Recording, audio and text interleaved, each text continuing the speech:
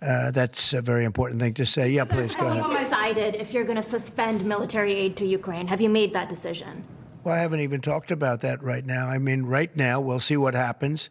A lot of things are happening right now as we speak. I mean, literally as we speak. I could give you an answer and go back to my office, the beautiful Oval Office. I could go back into the Oval Office and find out that the answer is obsolete. It's like his business. It's obsolete. You come up with a new chip and it's obsolete about 2 minutes later, right? But that's what's good about his business. That's why he's the only one that's successful in it. But just to follow up my colleague's question from Russia saying that your foreign policy is largely in line with their vision, should that be concerning to Americans? Said what? Should that be concerning to Americans? Read the statement. That Russia says that your administration's foreign policy is, quote, largely in line with their vision. Well, I'll tell you what, I think it takes two to tango, and you're going to have to make a deal with Russia, and you're going to have to make a deal with Ukraine. You're going to have the assent, and you're going to have the consent from the European nations, because I think that's important, and from us. I think everybody has to get into a room, so to speak, and we have to make a deal.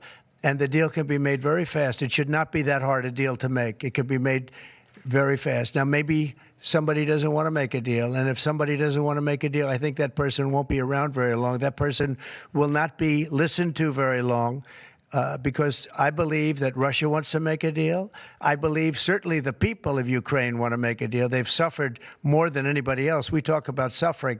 They've suffered. But if you think about it, under President Bush, they got Georgia, right? Russia got Georgia.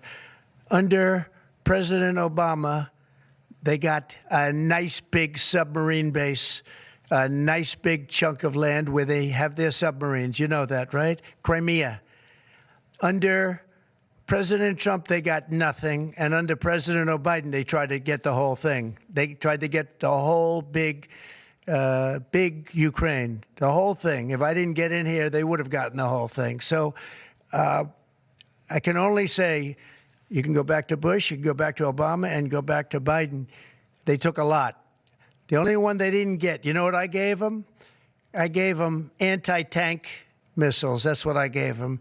I gave them sanctions on Russia. I gave them javelins. You know the javelins? You know when they took out all those tanks? You know the tanks were heading to Kiev by the hundreds, and they were unstoppable. And I gave them javelins. So, you know, I really, Putin is the one that will tell you this has not been so good for them. The fact is that I just want fairness. I want fairness. But think of it. I gave Russia nothing except grief.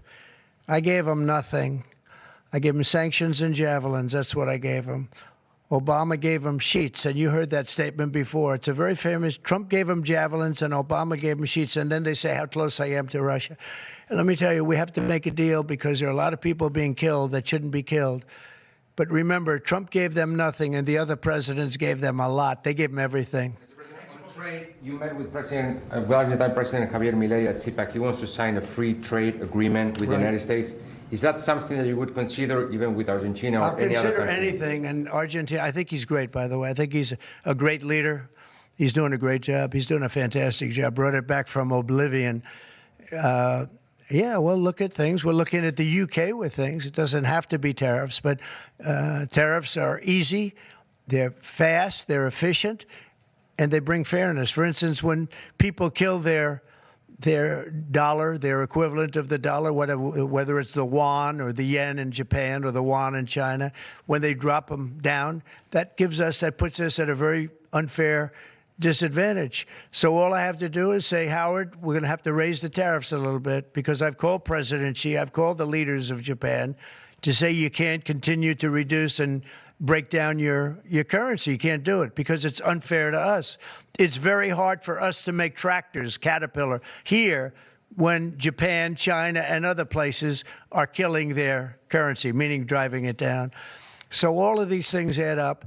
And the way you solve it very easily is with tariffs, because when they do that, instead of having to make phone calls every day like I used to do with certain leaders, President Xi a little bit, a lot of phone calls, talking about the fact that they're lowering their yuan, they're lowering it down, and that makes it very, very hard for us. So this way, I just say, look, let them do that, and we make up for it with the tariffs. But Will you be speaking with Mexican President Claudia Sheinbaum about tariffs? yeah, sure, I will. I have a lot of respect for her. Are you Mr. President, takes effect. It'll be 20% on China now. How high are you willing to go against China? Well, I can't say. It depends on what they do with their currency. It depends on what they do in terms of a